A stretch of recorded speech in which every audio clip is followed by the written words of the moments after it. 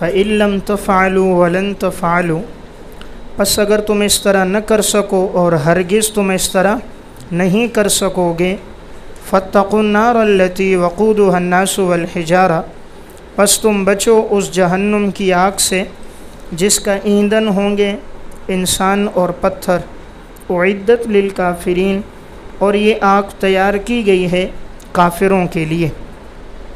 میں نے کل بات عرض کر دی تھی کہ پتھر کو اللہ کیوں سزا دے رہا ہے، اس کا تو کوئی قصور نہیں ہے، پتھر تو مکلف نہیں ہے۔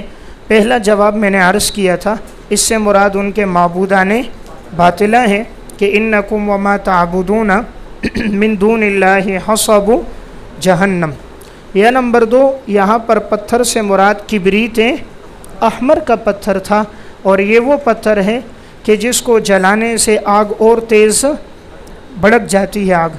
اور میں نے کل بات امام ابو اللیث سمرقندی رحمۃ اللہ علیہ کے حوالے سے عرض کی تھی کہ کبریت احمر میں 5 چیزیں ہوتی ہیں۔ نمبر 1، یہ بہت تیزی سے آگ کو پکڑتا ہے، اور نمبر 2، اس میں آگ بہت دیر سے بجھتی ہے، اور نمبر 3، اس کی بدبو زیادہ ہوتی ہے، اور نمبر 4، اس میں حرارت اور گرمائش زیادہ ہوتی ہے، اور نمبر 5، یہ بدن کے ساتھ چمٹ جاتا ہے، تو گویا اس کی تکلیف زیادہ ہے، اس لیے کبریت احمر کو اللہ تعالیٰ ان کے ساتھ ڈالے گا تاکہ ان کو تکلیف ہو۔ اب اگلا جملہ ہے اعدت للکافرین، جہنم کو تیار کیا گیا ہے کافروں کے لیے، تو ذکر الماضی اشارۃ الی وجودہا من الآن، ماضی کے صیغے کا ذکر کرنا یہ اشارہ ہے اللہ نے جنت جہنم کو ابھی سے بنا دیا ہے، کیونکہ ایک گروہ ایسا گزرا ہے جو یہ کہتے ہیں جنت جہنم کو اللہ بعد میں پیدا کرے گا۔ جب ماضی کا صیغہ آ گیا تو پتہ چل گیا اللہ نے ان کو پیدا کر دیا ہے، یعنی وہ بعد میں نہیں بنیں گے بلکہ اللہ نے بنا دیا ہے جنت کو بھی اور جہنم کو۔ دوسری بات یہ معلوم ہوئی کہ جنت جہنم کس کے لیے تیار ہوئی ہے؟ کفار کے لیے، یعنی جہنم ایمان والوں کے لیے نہیں بنی، ایمان والے اس میں تطہیر کے لیے جائیں گے، جہنم بنی ہے کفار کے لیے۔ تیسری بات ہمیں یہ معلوم ہو گئی کہ اعدت للکافرین میں یعنی اسے تیار کیا گیا، گویا اللہ نے جہنم کو بھی تیار کر دیے، جنت کو بھی اللہ نے آراستہ کر دیے، جنت اپنی نعمتوں کے ساتھ اور جہنم اپنے عذاب اور ثواب کے ساتھ تیار ہو چکی ہے، اور کس کے لیے بنی ہے؟ کفار کے لیے۔ وَبَشِّرِ الَّذِينَ آمَنُوا، مومنین کو بشارت، عنوان ہے مومنین کو بشارت، اور خوشخبری دیجیے ان لوگوں کو جو ایمان لے کر آئے، وَعَمِلُوا الصَّالِحَاتِ، اور جنہوں نے نیک اعمال کیے۔ اس کے نیچے لکھیں العمل الصالح شرط لدخول الاول، العمل الصالح شرط لدخول الاول، عمل صالح جو ہے یہ شرط ہے دخول اول، دخول اولی کے لیے، یعنی انسان اگر چاہے وہ جنت میں پہلے داخل ہو تو اس کے لیے عمل صالح کرے گا، عمل صالح جتنا ہوگا تو دخول اولی کے ساتھ وہ جنت میں داخل ہوگا۔ قرآن نے جہاں بھی آمنو ذکر کیا ہے ساتھ عمل بھی ذکر کیا ہے، معلوم ہوا صرف ایمان کافی نہیں ہے بلکہ عمل بھی ضروری ہے۔ اور نمبر 2، آمنو کے بعد واو آیا ہے، اور واو عطف تغیر کے لیے استعمال ہوتا ہے، واو عطف تغیر کے لیے استعمال ہوتا ہے، معلوم ہوا ایمان الگ چیز ہے اور اعمال الگ چیز ہے، اسی لیے احناف کہتے ہیں ایمان بسیط ہے، اور عمل جو ہے وہ ایمان میں داخل نہیں ہے کیونکہ واو تغیر کے لیے، تو عمل ایمان میں داخل نہیں ہے، اگرچہ عمل ضروری ہے، جتنے اعمال زیادہ ہوں گے جنت میں درجات ملیں گے، لیکن عمل ایمان کی حقیقت اور ماہیت میں شامل نہیں ہے۔ دیکھیں یہاں لفظ عاملو آیا، فعلو نہیں آیا، یہ نہیں کہا آمنو وفعلوا الصالحات، نیک کام کرو، فعل نہیں ہے بلکہ کیا ہے؟ عمل۔ عمل وہ ہوتا ہے جس میں استمرار اور دوام ہو، فعل میں استمرار نہیں ہوتا، فعل کا معنی صرف کرنا، کوئی کام ایک دفعہ کرو ختم ہو جائے، اور عمل وہ ہوتا ہے جس میں استمرار اور دوام ہوتا ہے، تو اشارہ وعاملوا الصالحات نیک اعمال پر کیا ہونا چاہیے؟ دوام اور استمرار ہونا چاہیے۔ اب عاملو ماضی کا صیغے کے ساتھ یقینی بات کی طرف اشارہ ہے کہ عمل میں استمرار دائمی طور پر ہونا چاہیے۔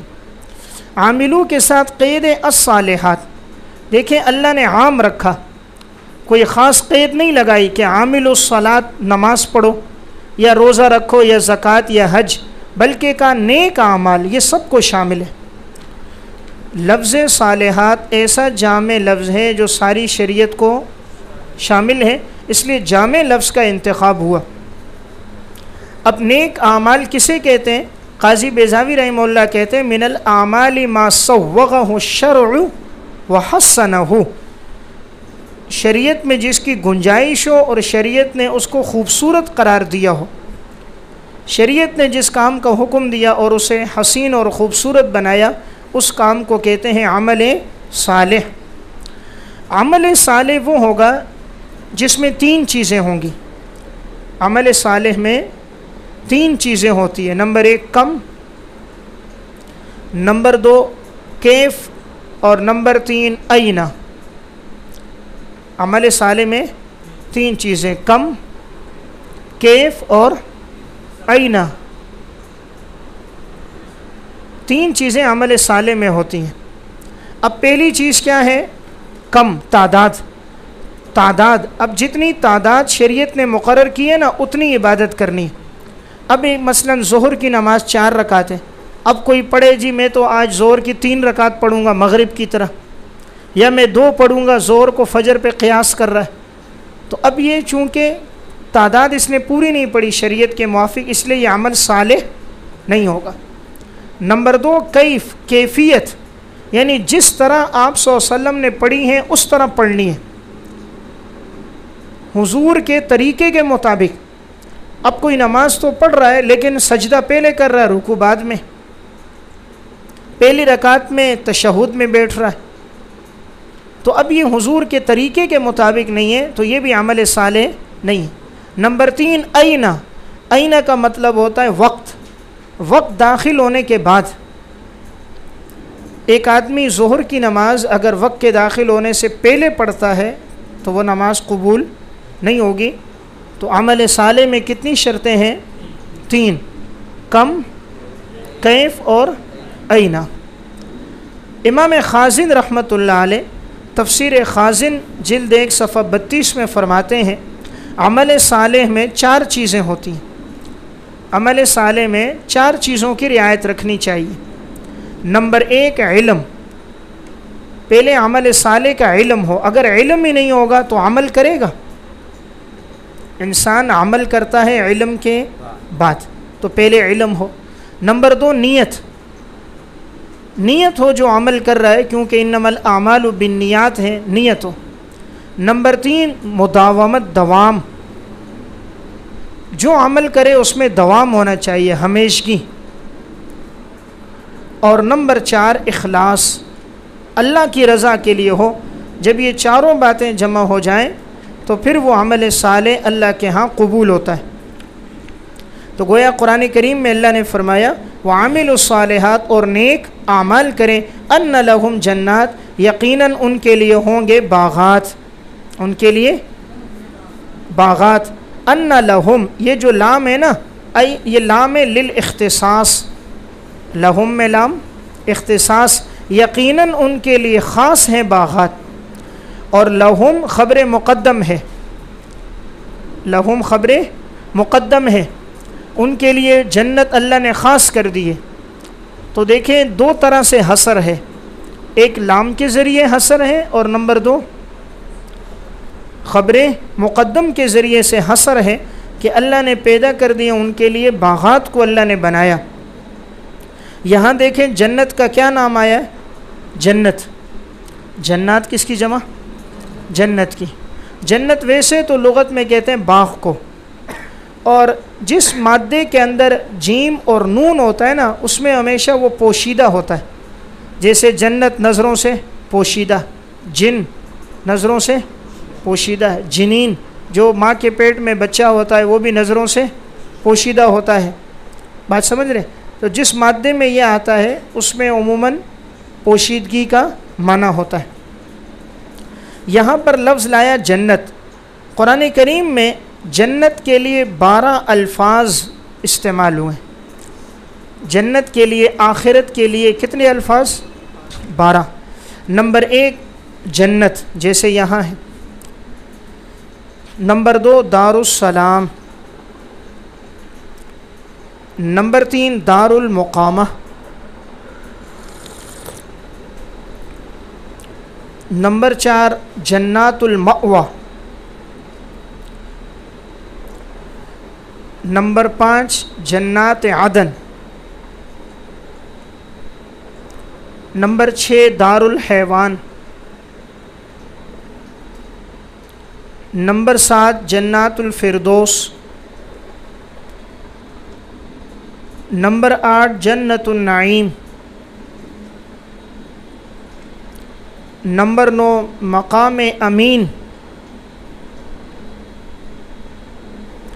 نمبر 10 مقعد صدق۔ اور نمبر 11 قدم صدق۔ اور نمبر 12 حسن مآب۔ حسن مآب۔ تو کتنے نام استعمال ہوئے جنت کے لیے؟ اور جو جگہ اللہ نے مومنین کے لیے بنائی اس کے لیے 12 نام استعمال ہوئے۔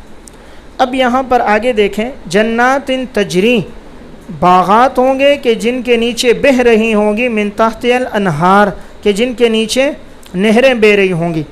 تو تحت کے نیچے لکھیں تحت قصورہا او اشجارہا، عبارت لکھیں تحت قصورہا او اشجارہا، کہ باغات کے ان محلات کے نیچے نہریں بہہ رہی ہوں گی یا ان درختوں کے نیچے نہریں بہہ رہی ہوں گی۔ دیکھیں اگر کوئی محل بنا ہو، اول تو محل بڑی مشکل ہے انسان کے لیے بنانا، آج کے دور میں مہنگائی میں کوئی جھونپڑی نہیں بنا پاتا محل، اور پھر محل بھی ایسا ہو کہ نہر کا پانی آگے بہہ رہا ہو، صاف پانی۔ ایک تو ہے غلاظت اور گندگی والا پانی، ایک ہے کہ صاف پانی بہے، تو جہاں نہر گزرتی ہو نا اس جگہ کی قیمت بہت زیادہ ہوتی ہے۔ تو نہر گزرے وہ بھی گھر کے پاس سے یا درختوں کے پاس سے، تو آج پانی دیکھنے کے لیے آدمی کتنا سفر کر رہا ہے، جھیلوں پہ جا رہا ہے، دور دراز کا 3-3 گھنٹے کا سفر پانی کے لیے کر رہا ہے، اور اللہ جنت میں ہر وقت اس نہر کو اس کے گھر کے سامنے جاری کر دے گا۔ تو یا درختوں کے نیچے وہ نہریں جاری ہوں گی یا محلات کے نیچے نہریں جاری ہوں گی۔ کلما رزقوا منہا من ثمرۃ، جب بھی وہ دیے جائیں گے رزق اس میں سے، من ثمرۃ کوئی پھل، رزقاً بطور رزق کے، جب بھی وہ دیے جائیں گے کوئی پھل بطور رزق کے، معلوم ہوا کھانے کی چیز پھل ہے، ثمرہ۔ اور ہم وقت ضائع کرتے ہیں پیسہ ایسی چیزوں میں جو صحت کو نقصان دیتی۔ تو جس چیز کا قرآن نے تذکرہ کیا ہے اس میں فائدہ ہے، اس لیے انسان موسم کا پھل کھائے۔ جن چیزوں کو اللہ نے پیدا کیا اس میں نقصان نہیں ہے، عموماً نقصان اس میں ہوتا ہے جو انسان بناتا ہے۔ انسان جب 16 مثالوں سے بریانی بناتا ہے وہ نقصان دیتی انسان جب دودھ کے اندر پتی ڈال دیتا ہے تو وہ چائے انسان کو نقصان دیتی ہے، مثالیں ڈالتا ہے وہ نقصان دیتی ہے۔ جو اللہ نے لبناً خالصاً بنایا اس میں نقصان نہیں۔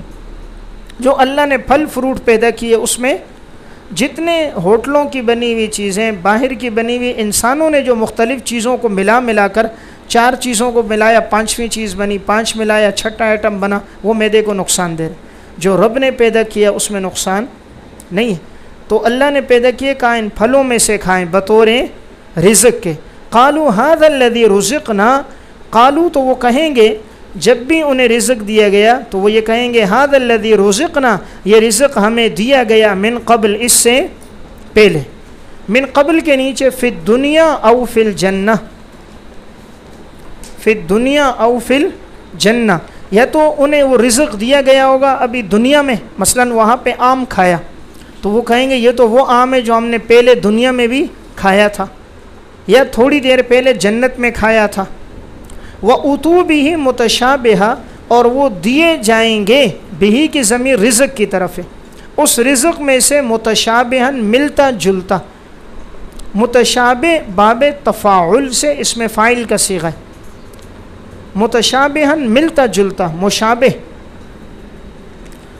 ہم شکل اللہ تعالیٰ دے گا، ملتا جلتا اس کے نیچے فی اللون والاسم، فی اللون والاسم لا فی الطعم، فی اللون والاسم لا فی الطعم، یعنی رنگ میں اور نام میں ملتا جلتا ہوگا، نہ کہ ذائقے میں، نہ کہ ذائقے میں، یعنی آم اللہ دے گا تو نام وہی آم ہوگا اور رنگ وہی آم کا ہوگا، لیکن ذائقہ وہ کاربیٹ کا پکا ہوا نہیں ہوگا، اس کا ذائقہ سب سے کیا ہوگا؟ منفرد ہوگا۔ اب یہاں دیکھیں، اللہ تو اس چیز پر قادر ہے، اللہ ہمیں دنیا کے پھلوں کے علاوہ کوئی دوسرے پھل کھلا لے، آم کی جگہ دوسرا وہاں پھل پیدا کرے ہمیں کھلائے، کیلے امرود کی جگہ دوسرا پھل کھلائے، انار کی جگہ اللہ ہمیں یہ پھل کیوں کھلا رہے؟ تفسیر کبیر، تفسیر بیضاوی، یہاں یہ سوال اٹھا، اللہ دوسرا پھل کھلا دے، اللہ تو قادر ہے۔ دیکھیں اگر اللہ کوئی دوسرا پھل ہمیں کھلاتا نا، ہم وہ ذائقہ کھائیں تو ہم کہیں گے شاید اس کا یہی ذائقہ ہے۔ پہلی دفعہ جب انسان کھاتا ہے وہ سمجھتا ہے اس چیز کا وہی ذائقہ ہے، لیکن جب آدمی نے وہ پھل پہلے بھی کھائے ہوں گے اور جب اصل چیز کھائے گا تو پتہ چلے گا ہاں ذائقہ تو اس میں۔ نقل اور عقل اصل کی پہچان کب ہوتی؟ جب آدمی نے پہلے نقل بھی کھایا اور دیکھا، پھر جب وہ اصل کھائے گا تو پہچان ہوگی۔ اس لیے میں نے آپ کو لفظ لکھوایا، رنگ اور نام میں تو ملتا جلتا ہوگا لیکن ذائقے میں ملتا جلتا نہیں ہوگا۔ تو اللہ رب العزت اس لیے وہی پھل کھلائے گا تاکہ انسان کو پتہ چلے گا جنت اور دنیا کے پھل میں کیا فرق ہے۔ اگر اللہ نیا پیدا کر دیتا تو انسان کھا کر یہ سمجھتا کہ شاید اس پھل کا ذائقہ ہی اسی طرح ہے، اس نے تو اس سے پہلے کھایا ہی نہیں تھا، وہ سمجھے گا یہی ذائقہ ہے۔ جب پہلے کھایا تھا تو اب پتہ چلے گا وہ نقل تھا اور یہ اصل ہے۔ تو متشابہن ملتا جلتا، وَلَهُمْ فِيهَا أَزْوَاجٌ مُطَهَّرَةٌ، اور ان کے لیے بیویاں ہوں گی اس میں پاکیزہ، بیویاں ہوں گی اس میں پاکیزہ۔ مطہرہ پاکیزہ اس سے مراد کیا ہے؟ حیض اور نفاس سے پاک ہوں گی۔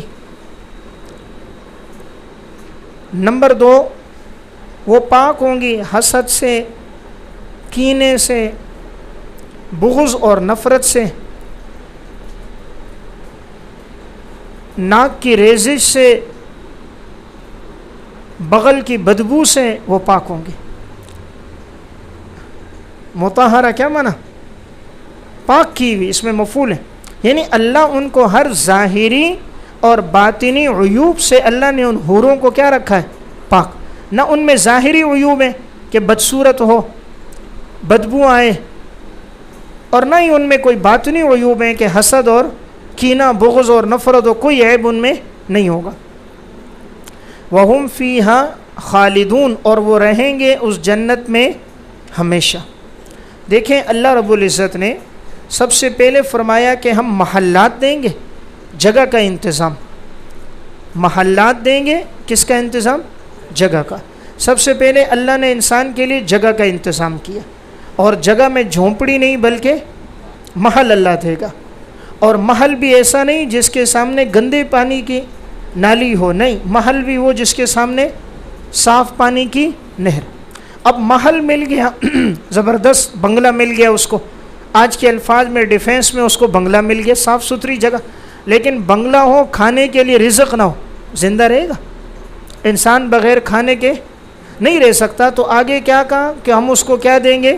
رزق، اور رزق بھی چائنا کی بنی ہوئی کوئی چیز یا اپنی ملاوٹ والی چیزیں نہیں بلکہ بہترین رزق ہم دیں گے۔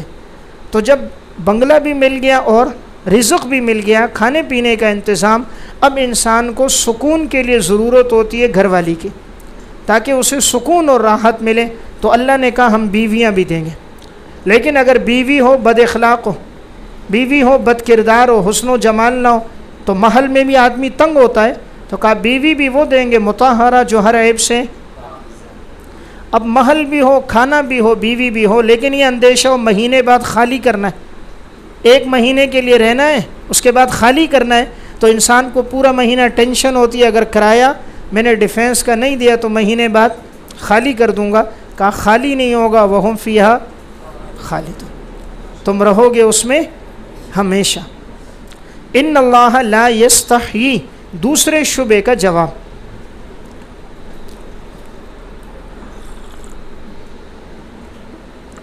دوسرا شبہ یہ ہے کہ اگر یہ اللہ کا کلام ہے تو اللہ اس میں مچھر کی، مکھی کی اور مکڑی کی مثال کیوں دیتا ہے؟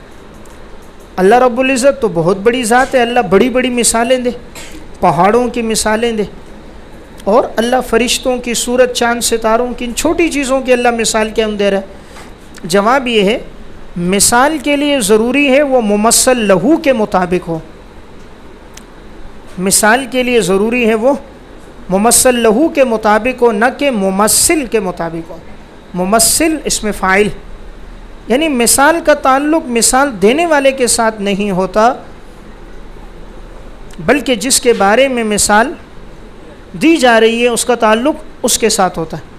اب جیسے اللہ نے مثال دی کہ بھئی یہ جو غیر اللہ کو پکار رہے ہیں اس کی مثال مکڑی کا جالا ہے، جیسے مکڑی کا جالا کمزور ہے، وہ انسان کی حفاظت نہیں کر سکتا، ذرا سا جھاڑو لگتا ہے ٹوٹ جاتا ہے، اس طرح غیر اللہ کو پکارو اس کی کوئی مدد نہیں ہے۔ تو اللہ نے مثال اس طرح دی بات سمجھانے کے لیے، تو مثال بالکل مطابق ہے۔ اللہ نے کہا یہ غیر اللہ تمہارے لیے کیا پیدا کریں، یہ چھوٹی سی مکھی کو بھی پیدا نہیں کر سکتے، پیدا تو دور کی بات، مکھی جو چیز لے کر اڑ جائے یہ چھڑا بھی نہیں سکتے۔ مکھی جو لے کر اڑ جائے، بڑے سے بڑا بادشاہ، سائنس کتنی ترقی کر جائے، مکھی سے وہ چیز کھینچ سکتے، مار تو سکتے ہیں آپ، اس سے چھین نہیں سکتے۔ اللہ نے مارنے کی بات نہیں کی، اللہ نے چھیننے کی بات کی، کہ مکھی اگر کوئی چیز لے کر جائے تو تم اس سے چھین نہیں سکتے۔ تو اس سے معلوم ہوا یہاں جو مثال دی گئی ہے وہ پوری ممثل لہو کے مطابق ہے۔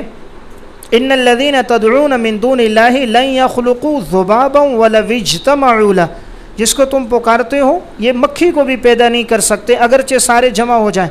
وَإِن يَسْلُبْهُمُ الذُّبَابُ شَيْئًا لَا يَسْتَنْقِذُوهُ مِنْهُ، اور اگر مکھی کوئی چیز ان سے چھین کر لے کر جائے تو یہ اس سے چھڑا بھی نہیں سکتے۔ ضعف الطالب والمطلوب، عبادت کرنے والا بھی کمزور ہے، جس کی عبادت کی جا رہی ہے وہ بھی کمزور ہے۔ تو اس لیے میں نے بات عرض کی مثال کے لیے کیا ضروری، ممثل لہو کے مطابق ہو۔ ان اللہ لا یستحی، اللہ تعالیٰ نہیں حیا کرتا۔ میں نے آپ کو اصول لکھایا تھا تفسیر کبیر اور بیضاوی کے حوالے سے، اللہ کے لیے جب بھی یہ لفظ استعمال ہوتے ہیں حیا، رحمت، غضب، استہزاء، تو مراد مبادی نہیں ہوتی بلکہ منتہا۔ تو یہاں بھی مبادی حیا مراد نہیں، منتہا مراد کیا، ترک کرنا۔ اللہ ترک نہیں کرے گا، اللہ چھوڑے گا نہیں، یعنی اللہ مثال بیان کرے گا، اللہ ترک نہیں کرے گا یعنی اللہ چھوڑے گا نہیں۔ حیا کس کو کہتے ہیں؟ حیا کی تعریف، حیا کہتے ہیں انقباض النفس عن القبیح مخافت الذم،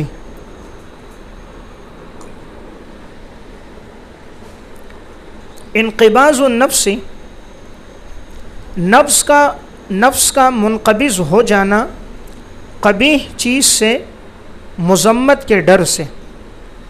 انقباض النفس عن القبیح مخافت الذم، دیکھیں انسان کوئی کام نہیں کرتا نا، اس لیے ڈر رہا ہوتا ہے یار لوگ میری مذمت نہ کر دیں۔ کوئی بے حیائی والا کام کرنے سے آدمی اس لیے خوف میں رہتا ہے کہ لوگ کہیں اس کام کی وجہ سے مجھے مذمت نہ کریں۔ تو یہاں پر اب لا یستحی کا معنی امام قرطبی کرتے ہیں لا یترکو اور لا یمتنعو، اللہ چھوڑے گا نہیں، اللہ رکے گا نہیں۔ لا یستحی لا یترکو اور لا یمتنعو، اللہ رکے گا نہیں یعنی اللہ بیان کرے گا۔ ان یضرب مثلا، کہ وہ اللہ بیان کرے کوئی مثال۔ ضرب یضرب ہر جگہ مارنا نہیں ہے بلکہ بیان کرنا ہے۔ ان یضرب، کہ وہ اللہ بیان کرے مثلا کوئی مثال. دیکھیں مثلاً جب نکرہ ہو نا، نکرہ میں ابہام ہوتا ہے لیکن نکرہ میں تخصیص ہو سکتی ہے، لیکن جب نکرہ کی تاکید لاؤ تو اس میں تخصیص نہیں ہو سکتی. اب ایک جملہ ہے آتینی کتابن، مجھے کتاب دو، نکرہ ہے، اس میں تخصیص ہو سکتی ہے. میں کہوں کتاب سے مراد ہدایت ہو، تخصیص ہے. لیکن اگر میں کہوں آتینی کتابم ما، مجھے کوئی بھی کتاب دو، تو کوئی بھی کتاب اگر اس کو دے دی تو بات پوری ہو گئی. ورنہ آتینی کتابن میں تخصیص ہو سکتی تھی کہ مراد خاص کتاب ہے. تو میں آپ کو یہ بتا رہا ہوں جب نکرہ ہو تو اس میں تخصیص ہو سکتی ہے، لیکن جب نکرہ کی تاکید لائی جائے تو اس میں تخصیص نہیں ہو سکتی، اور ابہام پیدا ہوگا، اور ابہام. تو یہاں بھی اور ابہام پیدا ہو گیا. کیا ابہام؟ کہ ان یضرب مثلا ما، کوئی بھی مثال. اللہ تعالیٰ نہیں حیا کرتا، اللہ نہیں رکتا اس بات سے کہ وہ بیان کر دے تمہارے لیے کوئی بھی مثال. کوئی بھی مثال بیان کرنے سے اللہ تعالیٰ رکتا نہیں ہے. تو مثلاً کی کیا آ گئی؟ تاکید. اس سے کیا پیدا ہوا؟ ابہام. کوئی بھی مثال اللہ بیان کرے گا، اللہ تمہارا پابند. اللہ کو مشورے نہ دو کہ اللہ پہاڑ اور سورج چاند کی مثال دے، تو اللہ کو مشورے نہ دو، اللہ جو چاہے مثال بیان کرے گا. کس کی کرے گا؟ بعوضتاً، مچھر. نیچے لکھیں عطف بیان. یہ بعوضہ مثلاً کی وضاحت ہے کہ اب اللہ مثال بیان کرے گا. کس کی کرے گا؟ تو کہا مچھر کی.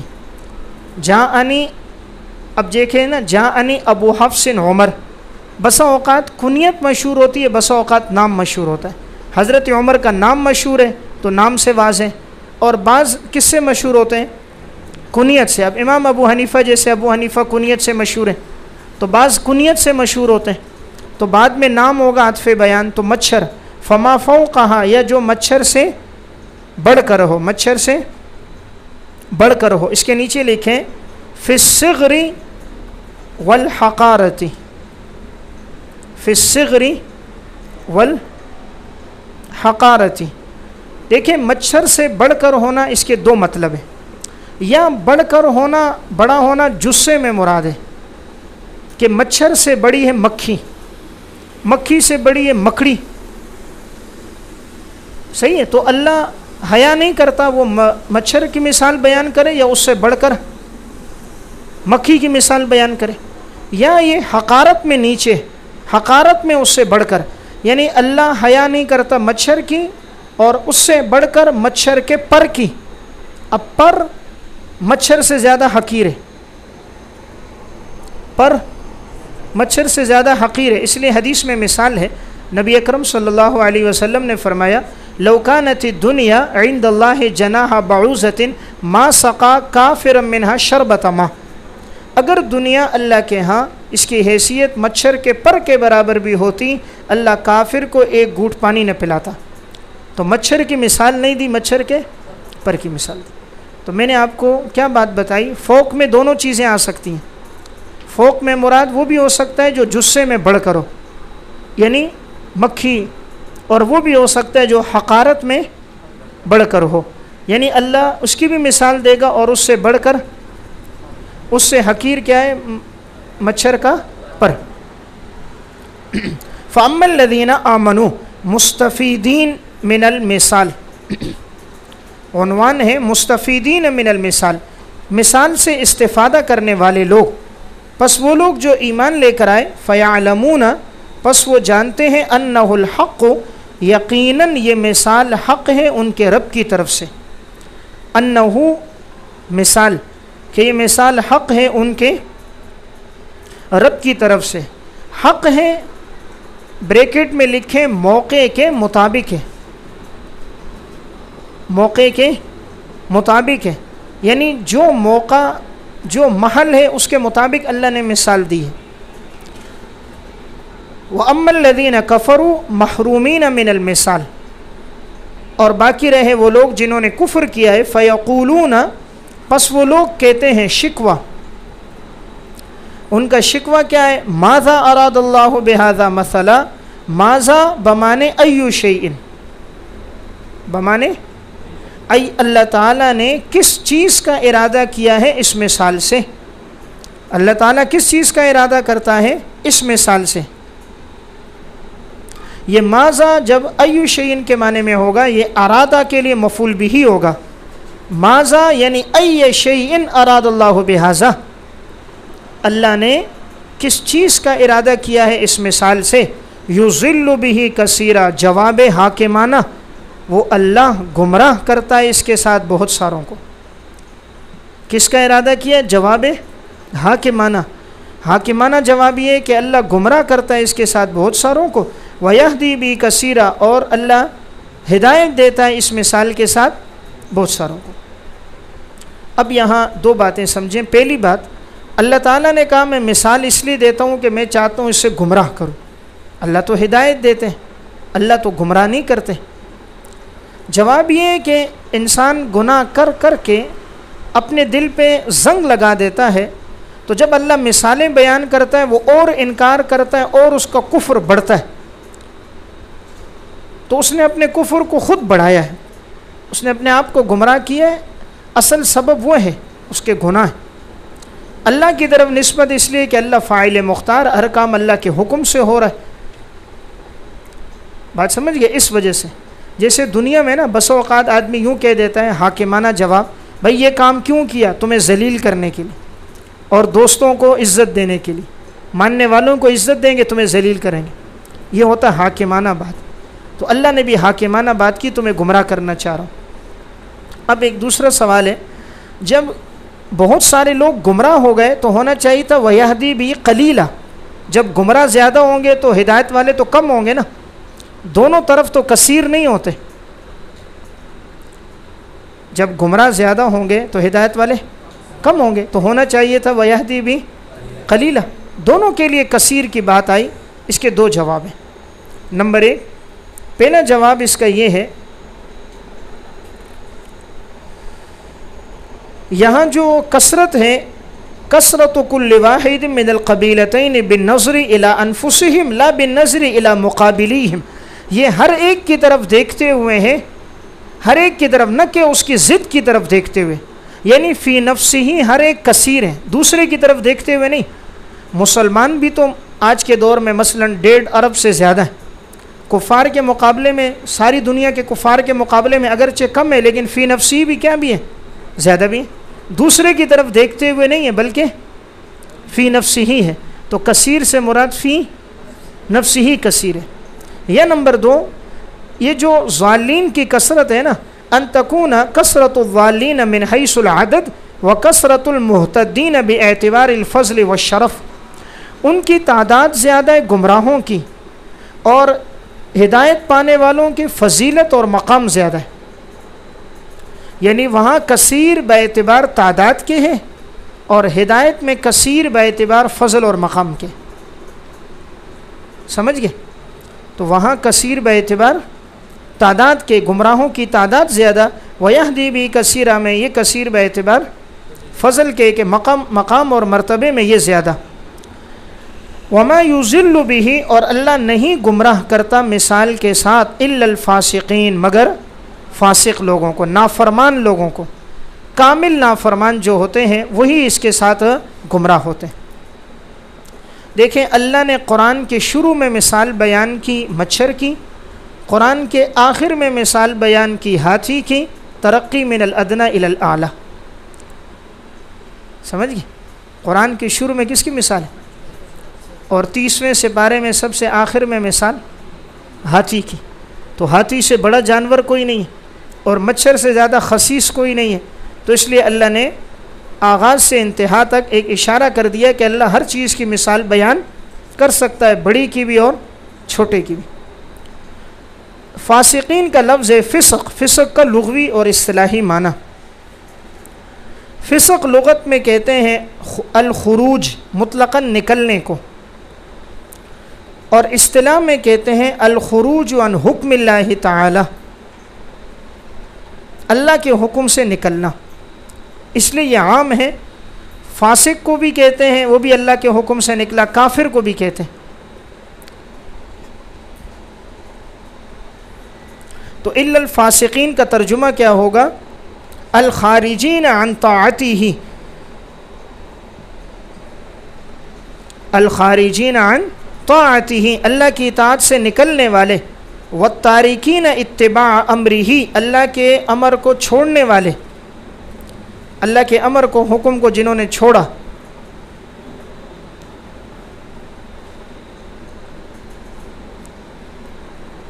فسق کا لفظ قرآن کریم میں 4 معانی میں استعمال ہوا ہے۔ لفظ فسق قرآن کریم میں 4 معانی میں استعمال ہوا ہے۔ نمبر 1 مطلق معصیت کے بارے میں، مطلق گناہ کے بارے میں، فلا رفث ولا فسوق ولا جدال فی الحج، سورہ بقرہ آیت نمبر 197۔ نمبر 2 شرک کے بارے میں، ذالکم فسق، سورہ مائدہ آیت نمبر 3۔ نمبر 3 الخروج عن امر اللہ، اللہ کے حکم سے نکلنا۔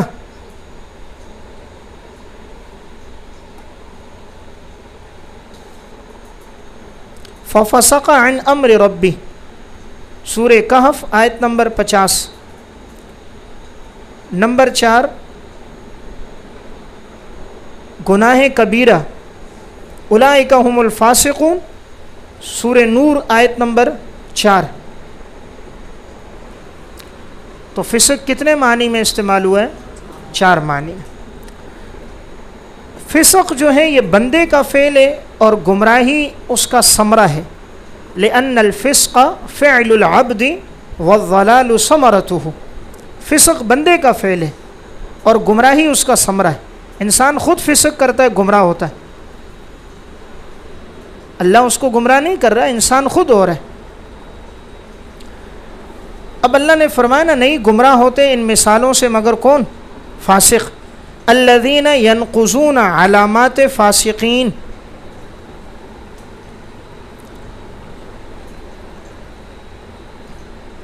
اس کے نیچے لکھیں بیان الصفت الکاشفہ۔ اب یہاں سے صفت کاشفہ، صفت کاشفہ اس کو کہتے ہیں کہ موصوف کی وضاحت کرے۔ بسم اللہ الرحمن الرحیم، اب لفظ اللہ کی یہ صفت کاشفہ ہے، وضاحت ہو رہی ہے، رحمان ہے، رحیم ہے، اللہ کی صفت ہے۔ کسی کا نام لو بھائی، مثلا فلاں عالم محمد زید، آگے اس کی نسبت بیان کرو، قاری ہے، عالم ہے، مفتی ہے، تو یہ سب آگے صفت کاشفہ ہے۔ تو یہ منافقین کے لیے صفات کاشفہ ہے۔ الذین ینقضون، علامت نمبر 1، وہ توڑتے ہیں اللہ کے وعدے کو، من بعد میثاقہ، پختہ کر لینے کے بعد۔ وَيَقْطَعُونَ مَا أَمَرَ اللَّهُ، علامت نمبر 2، اور وہ کاٹتے ہیں، توڑتے ہیں اللہ کے حکم کو، أَن يُوصَلَ، کہ جس کے بارے میں حکم تھا کہ اسے جوڑا جائے، اس حکم کو توڑتے ہیں جس کے بارے میں حکم دیا گیا تھا جوڑنے کا، ملانے کا۔ وَيُفْسِدُونَ فِي الْأَرْضِ، علامت نمبر 3، اور وہ فساد کرتے ہیں زمین میں۔ اولئک هم الخاسرون، انجام فاسقین، پس یہی لوگ خسارہ پانے والے ہیں۔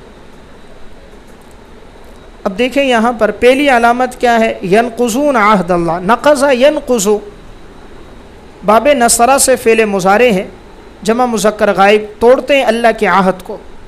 عہد اللہ کے نیچے لکھیں یکون من الجانبین بخلاف الوعد، یکون من الجانبین بخلاف الوعد۔ دیکھیں عہد جانبین سے ہوتا ہے اور وعدہ ایک جانب سے ہوتا ہے، وعدہ عموماً ایک جانب سے ہوتا ہے، اور عہد اور معاہدہ کتنے جانب سے؟ 2 جانبین سے۔ تو اللہ کے عہد کو توڑتے ہیں پختہ کر لینے کے بعد۔ اب یہاں اللہ کے عہد کو توڑنے سے کیا مراد ہے اور عہد کی کتنی قسمیں ہیں؟ تو پہلے لکھیں عہد کی 3 قسمیں، عہد کی 3 قسمیں۔ نمبر 1 العہد مع الانبیاء، انبیاء کے ساتھ اللہ کا عہد، اس کا حکم یہ ہے کہ انبیاء علیہ السلام اس عہد کو توڑتے نہیں ہیں، ہمیشہ اس وعدے کو پورا کرتے ہیں، اس لیے کہ انبیاء معصوم ہیں۔ قرآن کریم میں وَإِذْ أَخَذْنَا مِنَ النَّبِيِّينَ مِيثَاقَهُمْ وَمِنْكَ وَمِن نُوح، سورہ احزاب آیت نمبر 7، کہ ہم نے انبیاء سے وعدہ لیا، تو یہ پہلی قسم ہے۔ دوسری قسم ہے العہد مع العلماء، علماء سے عہد لینا۔ اللہ نے علماء سے یہ عہد لیا ہے کہ تم توحید کو بیان کرو، حق بات کو بیان کرو، لیکن بسا اوقات علماء عہد کو توڑ دیتے ہیں، حق کو بیان نہیں کرتے۔ اس کا تذکرہ سورہ آل عمران آیت نمبر 187، وَإِذْ أَخَذَ اللَّهُ مِيثَاقَ الَّذِينَ أُوتُوا الْكِتَابَ لَتُبَيِّنُنَّهُ لِلنَّاسِ، اوتوا الکتاب یعنی اہل کتاب سے اللہ نے وعدہ لیا تھا کہ تم وضاحت کرو۔ تیسرا ہے العہد مع العوام، عوام سے وعدہ، ان سے وعدہ ہے کہ تم توحید کو قائم رکھو، حضور کی اتباع کرو، لیکن یہ لوگ بھی وعدے کو توڑتے ہیں، اور اس کا تذکرہ سورہ اعراف آیت نمبر 172، وَإِذْ أَخَذَ رَبُّكَ مِن بَنِي آدَمَ مِن ظُهُورِهِمْ ذُرِّيَّتَهُمْ، تو کتنے وعدے ہو گئے؟ 3، ایک انبیاء علیہ السلام سے، ایک علماء سے، اور ایک عوام سے۔ حکم کیا ہے؟ انبیاء علیہ السلام وعدوں کو توڑتے نہیں ہیں، پورا کرتے ہیں۔ علماء وعدہ کر دیتے ہیں، لیکن بسا اوقات بعض علماء اس کو آگے پورا نہیں کرتے، حق کی وضاحت نہیں کرتے، توڑ دیتے ہیں۔ اور تیسرا وہ ہے جو عوام کا ہے، جو ان سے وعدہ لیا گیا۔ اب دیکھیں، اب یہاں پر جو کہا نا کہ اللہ کے وعدے کو توڑتے ہیں، اس سے کیا مراد ہے؟ پہلا قول یہ ہے اس میں عہد الستو مراد ہے، ینقضون عہد اللہ سے مراد عہد الستو۔ اللہ تعالیٰ نے ہم سب سے وعدہ لیا تھا، وَإِذْ أَخَذَ رَبُّكَ مِن بَنِي آدَمَ مِن ظُهُورِهِمْ ذُرِّيَّتَهُمْ، سب سے اللہ نے وعدہ لیا کہ بھئی میں تمہارا رب ہوں یا نہیں، ہم سب نے اقرار کیا، لیکن بعض اب کفر کر رہے ہیں، تو یہ وعدہ ہے۔ یا نمبر 2، یہاں عہد سے مراد یہ ہے کہ جو انسان دنیا میں وعدہ کرتا ہے، ایک دوسرے سے وعدہ کر رہے ہیں، ان وعدوں کو پورا نہیں کر رہے، بعض نے ان کو بھی شامل کیا ہے، وہ وعدے مراد ہیں۔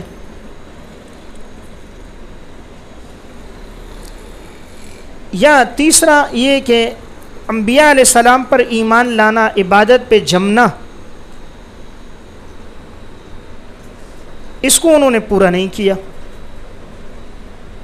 علامہ آلوسی رحمۃ اللہ علیہ روح المعانی میں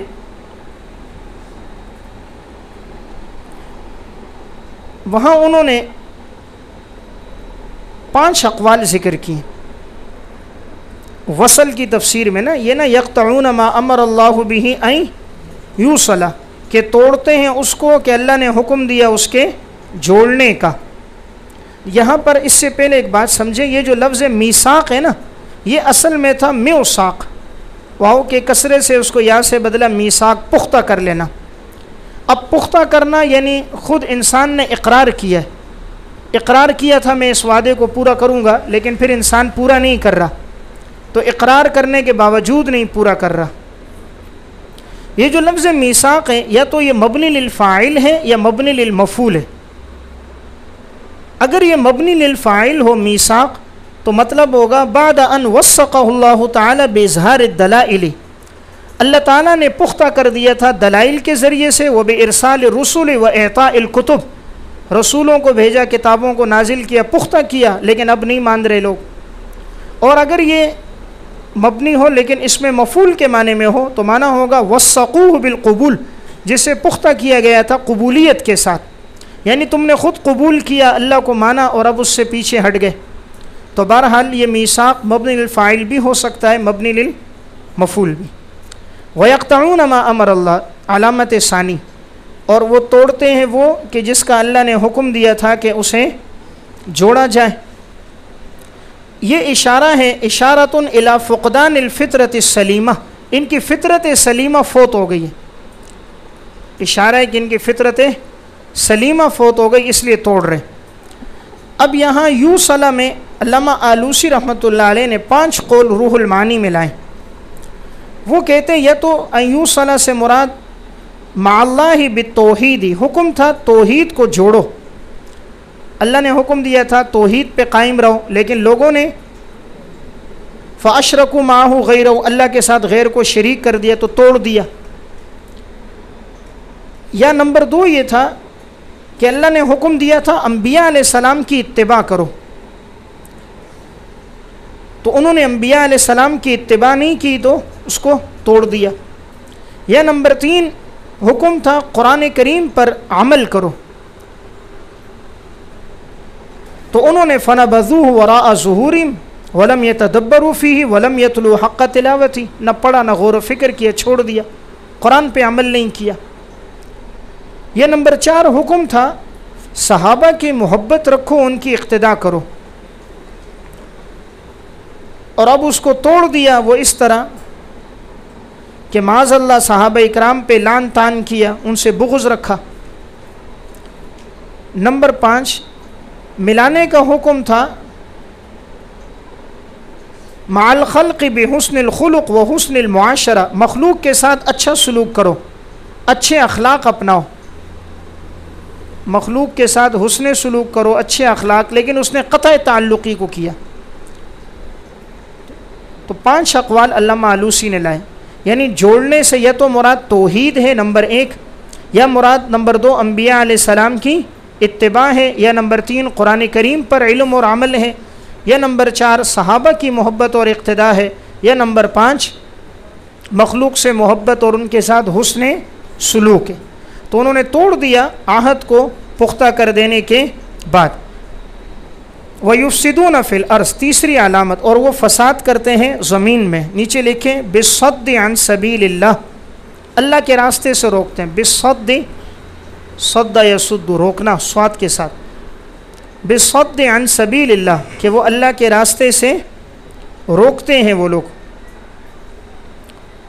اب یہ جو یفسدون فی الارض ہے، اس میں اشارہ ہے اشارۃ الی فقدان القوت العقلیہ، قوت عقلیہ ان میں نہیں ہے۔ دیکھیں جس میں قوت عقلیہ ہوتی ہے وہ زمین میں فساد نہیں کرتا۔ لفظ فساد قرآن کریم میں 3 معانی میں استعمال ہوا ہے۔ نمبر 1 الصد عن سبیل اللہ، اللہ کے راستے سے روکنا، جیسے کان فی المدینۃ 9 رہط یفسدون فی الارض، سورہ نمل آیت نمبر 48، کہ شہر میں 9 آدمی تھے جو زمین میں فساد کرتے تھے، اللہ کے راستے سے روکتے تھے۔ فساد کا دوسرا معنی ہے کتاب اللہ سے انکار کرنا، کتاب اللہ کا انکار کرنا، لتفسدن فی الارض مرتین، سورہ اسراء آیت نمبر 4۔ تیسرا معنی ہے بالمعاصی و تعویق الناس عن الایمان بمحمد صلی اللہ علیہ وسلم، گناہ کرنا اور لوگوں کو محمد صلی اللہ علیہ وسلم کے راستے سے روکنا، لوگوں کو آپ صلی اللہ علیہ وسلم کے راستے سے روکنا، قرآن سے روکنا۔ تفسیر بغوی جلد 1 صفحہ 100۔ تو لفظ فساد قرآن میں کتنے معنی میں استعمال ہوا ہے؟ 3 معنی میں۔ اولئک هم الخاسرون، یہی لوگ خسارہ پانے والے لوگ ہیں۔ دیکھیں اولئک مبتدا ہے، خاسرون خبر ہے، مبتدا خبر معرفہ ہے، تو حصر کا معنی ہے، اور درمیان میں ہم ضمیر آ گئی نا فاصلے کے لیے، تو حصر کا معنی یہی لوگ خسارہ پانے والے، حصر کا معنی یہی لوگ خسارہ پانے والے۔ اب خسارہ کس طرح؟ بذہاب الدنیا والآخرہ، دنیا بھی چلی گئی اور ان کی آخرت بھی چلی گئی۔ تنویر المقباس من تفسیر ابن عباس صفحہ 6۔ تو خسارہ کیا ہے کہ دنیا بھی گئی اور آخرت بھی گئی۔ علامہ آلوسی رحمہ اللہ فرماتے ہیں اس طرح خسارہ ہے کہ انہوں نے دیکھو وفاء عہد کے بدلے نقض عہد کو لے لیا، صلاح کے بدلے فساد کو لے لیا، صلہ رحمی کے بدلے میں قطع رحمی کو لے لیا، یہ ان کا خسارہ ہے۔ 3 چیزوں کو چھوڑ کر اس کے بدلے میں 3 چیزوں کو لیا، اس اعتبار سے ان کے لیے خسارہ ہوا، ڈبل خسارہ۔ منافع تو دور کی بات، رأس المال بھی چلا گیا، تو ڈبل انہوں نے نقصان پایا۔ اب یہ جو خسارہ ہے اس کے کتنے اسباب ہیں؟ قرآن کریم میں خسارے کے 15 اسباب بیان ہوئے، خسارے کے، خسران کے 15 اسباب ہیں، جلدی جلدی لکھ لیں۔ نمبر ایک شیطان کی صحبت، وَمَن يَتَّخِذِ الشَّيْطَانَ وَلِيًّا مِّن دُونِ اللَّهِ، سورہ نساء آیت نمبر 119۔ نمبر 2 اللہ کی ملاقات کو جھٹلانا، قد خسر الذین کذبوا بلقاء اللہ، سورہ انعام آیت نمبر 31۔ نمبر 3 اولاد کو قتل کرنا، قد خسر الذین قتلوا اولادہم، سورہ انعام آیت نمبر 140۔ نمبر 4 وعدے کو توڑنا، جیسے یہاں پر ہے اس آیت میں۔ نمبر 5 کتاب کا انکار کرنا، وَمَن يَكْفُرْ بِهِ فَأُولَٰئِكَ هُمُ الْخَاسِرُونَ، سورہ بقرہ آیت نمبر 121۔ نمبر 6 اللہ کی ذات کا کفر کرنا، وَكَفَرُوا بِاللَّهِ أُولَٰئِكَ هُمُ الْخَاسِرُونَ، عنکبوت آیت نمبر 52۔ نمبر 7 حزب الشیطان، شیطان کا گروہ، الا ان حزب الشیطان هم الخاسرون، مجادلہ آیت نمبر 19۔ نمبر 8 اسلام کے علاوہ دوسرے دین کو تلاش کرنا، وَمَن يَبْتَغِ غَيْرَ الْإِسْلَامِ دِينًا فَلَن يُقْبَلَ مِنْهُ وَهُوَ فِي الْآخِرَةِ مِنَ الْخَاسِرِينَ، آل عمران آیت نمبر 85۔ نمبر 9 مومن کو جان بوجھ کر قتل کرنا، فَقَتَلَهُ فَأَصْبَحَ مِنَ الْخَاسِرِينَ، مائدہ آیت نمبر 30۔ رحمت اور مغفرت کا نہ ہونا، رحمت اور مغفرت کا نہ ہونا، لَإِن لَّمْ يَرْحَمْنَا رَبُّنَا وَيَغْفِرْ لَنَا لَنَكُونَنَّ مِنَ الْخَاسِرِينَ، اعراف آیت نمبر 149۔ نمبر 11 اللہ کی نشانیوں کو جھٹلانا، وَلَا تَكُونَنَّ مِنَ الَّذِينَ كَذَّبُوا بِآيَاتِ اللَّهِ فَتَكُونَ مِنَ الْخَاسِرِينَ، سورہ یونس آیت نمبر 95۔ نمبر 12 نبی اکرم صلی اللہ علیہ وسلم کی یا انبیاء علیہ السلام کی تکذیب کرنا، الذین کذبوا شعیبا کانوا هم الخاسرین۔ نمبر 13 شرک کرنا، لئن اشرکت لیحبطن عملک ولتکونن من الخاسرین، سورہ زمر آیت نمبر 65۔ نمبر 14